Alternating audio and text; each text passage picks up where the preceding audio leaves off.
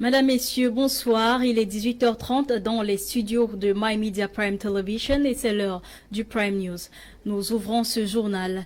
Les enlèvements de journalistes dans les régions les plus affectées de la crise anglophone sont encore d'actualité. Le cas de Femme Bounui, journaliste en service à Boya, kidnappée ce 13 mars dernier dans sa résidence de Mile 18 par des bandes armées, torturée et libérée par la suite, est fortement suggestif à cet égard. Les récits des faits avec Aileen Sama.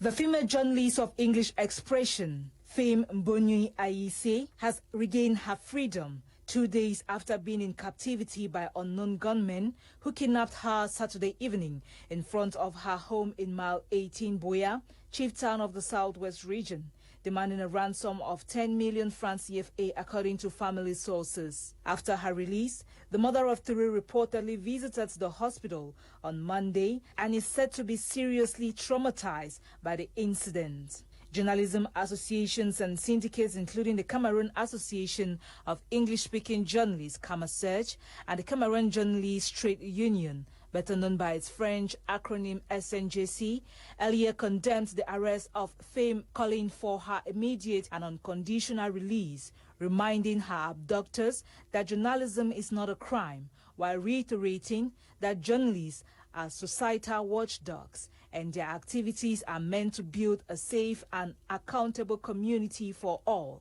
stating that any harm meant against any journalist should be condemned in the strongest terms. It is worth mentioning that journalists in the two restive regions work under a tense atmosphere and are not given a chance to carry their duties meticulously. A good number of them have been abducted in the past in these two regions, characterized by an armed conflict for 5 years and counting. Fame just added her name to the list, including Charles Kebwa, Larry Uchena, Mary Namundo, Ambe Macmillan, just to name but these.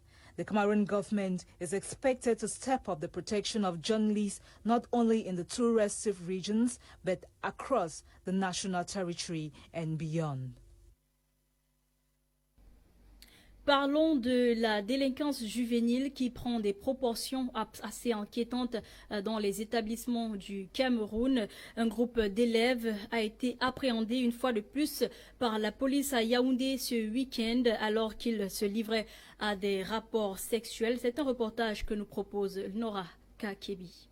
Deviant behavior among students is becoming a cause for concern in the society as a group of 16 students were picked up in the Longkak neighborhood in Yaoundé over the weekend for exhibiting extreme immoral and sexual misconduct. According to local reports, one of the students, among 10 girls and 6 boys, allegedly rented a room in the neighborhood to help them carry out their immoral sexual activities whenever and however they want. Another source said the said students were supposed to be attending catch-up classes on Saturday, which is a common phenomenon in the country, arranged by the school authorities. Rather, this group of students decided instead to engage into highly immoral sexual activities rather than acquire knowledge. Reports say, on their way to school, the students simply deviate and take other routes and change from their uniforms into clothes to avoid being identified as students and to equally escape interrogation from concerned parents. Unfortunately for these students, Saturday was a dark day for them, as the saying goes, 99 days for the thief and 1 day for the owner. The students, all of them young teenagers between 14 and 16, were apprehended by the law enforcement officers and are under police custody. It should be recalled that this deviant behavior from students is becoming recurrent in the society, particularly in the school milieu. Just recently, some students in GBHS Kribi were equally caught in sexual acts and dismissed by the school authorities. Apart from Kribi, other towns such as Douala and Limbe have also witnessed this unethical and indecent behavior by students. It is high time, according to authorities, for both parents and teachers to keep an extra eye on the students before things turn sour.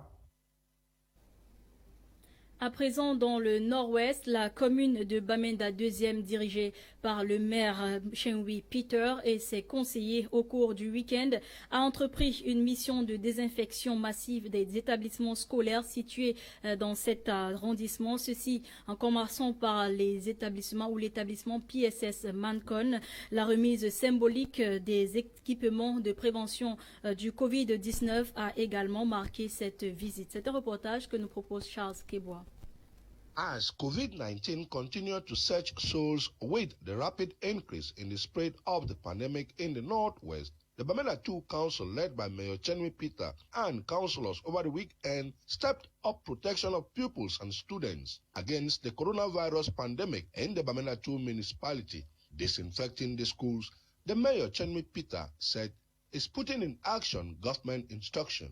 Strict instruction from the Prime Minister, Head of Government, following instructions from the Minister of Higher Education, Secondary Education and Basic Education, and considering the fact that in the Northwest region, we don't have industry, our only industry in the North region is education, and with the rate of proliferation of COVID in Bamenda 2 municipality, the council is there, we call ourselves local authorities, we must respect state instructions. That is why today, all the councillors, the council and the staffs, we're out to make sure that we disinfect schools. We don't want schools to be suspended in this region because that is our priority. That's our goal. We don't have companies in our region. We don't want the terrorists to take advantage that they are one of suspended schools. Schools must resume this region.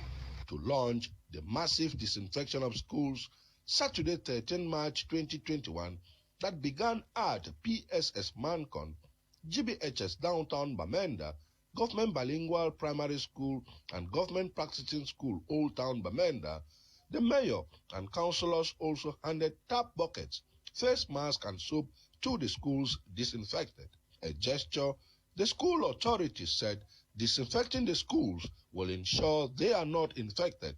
We intend to remain free, and that is why we are appreciating the effort that the Lord Mayor of Bamenda 2 has made to come and disinfect our institution. We are so grateful. We pray that we remain unaffected, and we are taking all the precautions to make sure that the students respect the COVID-19 laws stated by the state of Cameroon. So we are so grateful. Mayor Chenwi Peter and councillors also visited the dormitories near completion under renovation by the Bamenda 2 Council, which was burned January 22nd and 23rd, 2021 at PSS Mancon. We cannot talk about reconstruction when we don't protect life. We are out to protect the life of our children so that they should, tomorrow they take over the country that we want to construct. The Bamenda 2 Council has promised to disinfect all schools in the municipality. Les acteurs des organisations de la société civile provenant des 6 régions du pays participent actuellement à un atelier de renforcement des capacités d'une semaine à Limbé sur la paix et la transformation des conflits. Je vous propose de suivre ce reportage de Clarisse Ekowe. Wherever we are, whatever we do, let us try to be just in our actions. Hello. Demonstrating peace and justice through various messages, these are members of civil society organizations drawn from some 6 regions of the country who are undergoing 2 weeks training in Limbe on peace and conflict transformation. Organized by the Peace Office of the Presbyterian Church in Cameroon, Reverend Tal William, the National Peace Coordinator, outlines the structure of this year's training aimed at training trainers who will in turn impact their communities with peace-building skills. Cases of extreme violence, gender-based violence, non-violent actions, non-violent communication. They will be seriously taken on aspect of mediation. And of course, we can't leave out the humanitarian part, which we will be taking them through the journey of the 5 humanitarian principles. A scheme which has yielded positive fruits in the past. The impact has been huge, that a culture of peace is developed. You can hear today people talk peace even in churches, not just the peace of Jesus, but that peace that they can share. You can hear today journalists that are talking on themes of changing the traditional way of communicating, and now they talk about peace journalism, taking away hate speech and trying to work as a family, make news palatable in the ears, not war. Chairing this launching was Reverend Ajime Nelson, personal representative of the moderator of the PCC. In his speech, he emphasized on the need for collective effort among CSOs in pursuing peace and justice. At this very critical time in our country, where there is an ongoing war within Anglophone Cameroon, and when there is war, it means that there is the absence of peace. So this workshop being done by the church is inclusive because it is addressing this dual purpose of peace, which is inner peace and outer peace. At the end of the 2 weeks training, these feed batch of TOT are expected to apply knowledge acquired in consolidating peace in the country. Et à la suite des différentes confrontations entre certains membres du Social Democratic Front, une session ordinaire du comité exécutif du SDF présidée par son président national, Ni John Fundi, s'est tenue le 13 mars dernier au siège du parti à Olezoa à Yaoundé, réunion qui avait pour but de régler les rivalités entre les membres du parti. Je vous propose de suivre ce reportage. C'était un week-end chargé pour le Social Democratic Front, le comité exécutif national du SDF, présidé par Ni John Fundi, qui s'est réuni en session ordinaire ce samedi 13 mars 2021 au siège du parti à Yaoundé, avait pour but d'adresser les rivalités entre les membres du parti suite à l'annonce de la retraite du président Ni John Fundi, mais aussi la question de la pétition signée contre le Congrès américain. L'une des résolutions prises lors de cette réunion était d'inscrire la question de la crise sécuritaire qui sévit dans les régions du Nord-Ouest et du Sud-Ouest à l'ordre du jour à l'Assemblée nationale, à défaut de quoi Joshua aussi serait contraint de se rétracter relativement à l'accréditation de cette pétition, laquelle a fait des vagues et a suscité la controverse au sein de l'opinion publique nationale et même internationale ces dernières semaines. L'on se souvient que la signature du vice-président du SDF, Joshua aussi, figurait en bas d'un document signé par 63 députés camerounais qui indiquait aux sénateurs américains que la souveraineté du Cameroun est non négociable en ce qui concerne la crise anglophone. Ces députés camerounais invitaient également au rapatriement de certains activistes camerounais qui vivent aux États-Unis. Vous êtes sur My Media Prime TV et vous regardez Prime News. Vous faites bien de rester scotché. L'ancien directeur de la CIA TV, le professeur Gervais Mendozé, gravement malade, est interné dans une structure hospitalière de la capitale politique. Sa situation sanitaire préoccupe les acteurs politiques qui, eux, réclament une évacuation sanitaire. Je vous propose de suivre ce reportage de Gladys Bomotanguina.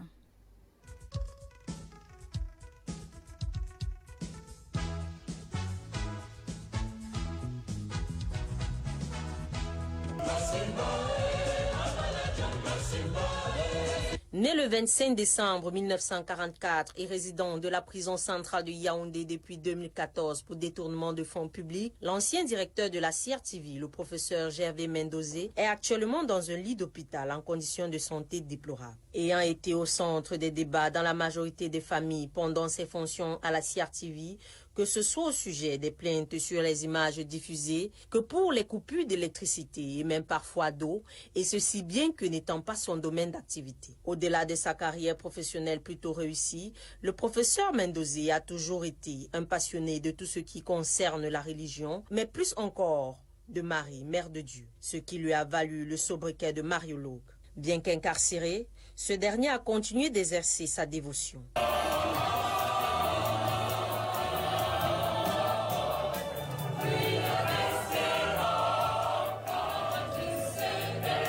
L'état de santé de cette grande figure publique camerounaise et surtout sa demande d'évacuation sanitaire crée la polémique sur les réseaux sociaux. Toujours est-il que le professeur Gervais Mendozé a servi l'État du Cameroun pendant plusieurs années et en tant qu'être humain a le droit au traitement de qualité. À partir du 27 mars 2021, les étudiants, le personnel et les travailleurs de l'université de Buea présenteront des résultats négatifs au test du Covid-19 avant d'accéder au campus. Ceci fait partie des mesures prises par le ministre de l'Enseignement secondaire, le professeur Nalova Lyonga, pour réduire la propagation du Covid-19. C'est le reportage de Genda Perdune Blanche. All members of the University of Buea community will from today submit the COVID-19 rapid diagnostic test, owing to the growing numbers of positive COVID-19 cases in the country. The mass screening campaign, organized in collaboration with the Regional Delegate of Public Health, started today on campus and will run till the 26th of March 2021. After which, access to the university campus will be subject to presentation of a negative COVID-19 test result. Minister of Secondary Education, Pauline Nalova Lyonga, has equally urged students and teachers in secondary schools to do a COVID-19 test to avoid the spread of coronavirus in school environments.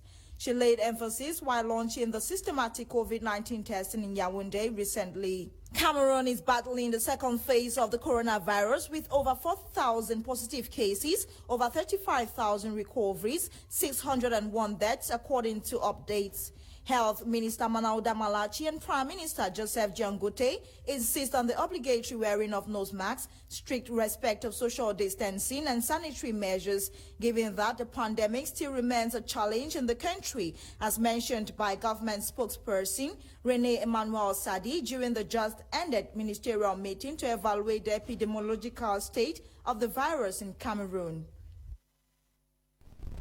Et dans notre page santé, une semaine pour découvrir le fonctionnement du cerveau et le progrès de la recherche en neurosciences.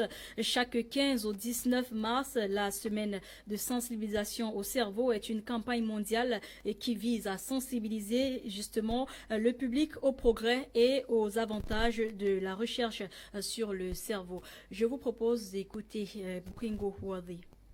Coordinated by some organizations like the International Brain Research Organization and the Dalna Foundation, this 26th edition of World Brain Awareness Week seeks to support, educate, and give out hope regarding all brain diseases, as well as give the public a consciousness about brain science. To foster excitement and support for brain science.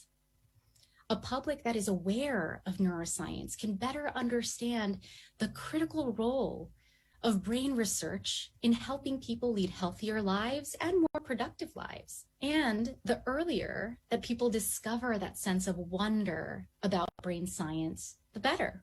Made up of 100 billion nerves, the brain is the coordinating center of the body, transmitting trillions of information across the body. According to World Health Organization, diseases and disorders born by brain malfunction, such as epilepsy, dementia, social isolation, cognitive decline, stroke, headache, migraine, and more, was the second leading cause of death worldwide in 2016, killing an estimated 6.8 million persons yearly and projected to rise by 2030. Worthy of note is the fact that regular exercise, healthy diet and lifestyle, mental stimulation and quality sleep are preventive measures to help reduce the estimated 250 million sufferers worldwide. Et en sport, le point sur les différentes rencontres du championnat camerounais Elite One et tout au cours du week-end avec Quentin Etapé. Coton Sport 2, Yon Sport Académique 0, c'est le score du match qui s'est joué samedi 13 mars 2021 au stade annexe Romdi Adia à Garoua dans le cadre de l'Elite One, deuxième journée. À la première mi-temps, le match est rude, les deux équipes semblent maîtriser le jeu. Cette période s'est achevée avec 0 but partout.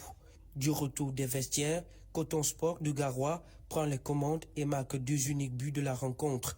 Dans le classement du pool B, les cotonculteurs totalisent 3 points en 2 matchs avec une victoire et une défaite.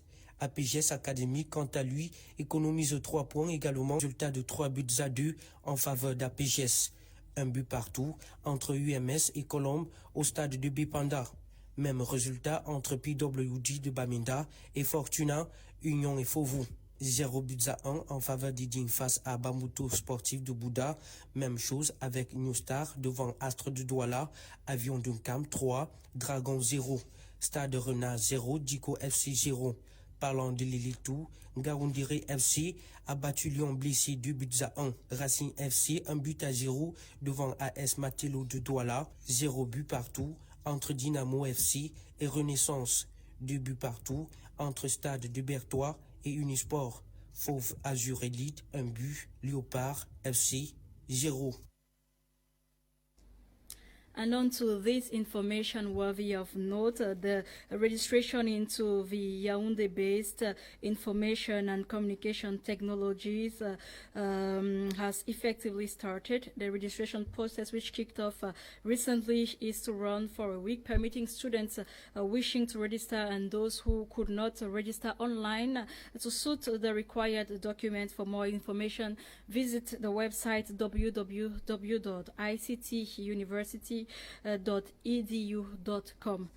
Madame, Messieurs, c'est la fin de ce journal qui a été coordonné par Lasha Kingsley à la production Elai Ewane Nolinga. Merci d'avoir été des nôtres. Les programmes se poursuivent sur My Media Prime Television. Bonsoir.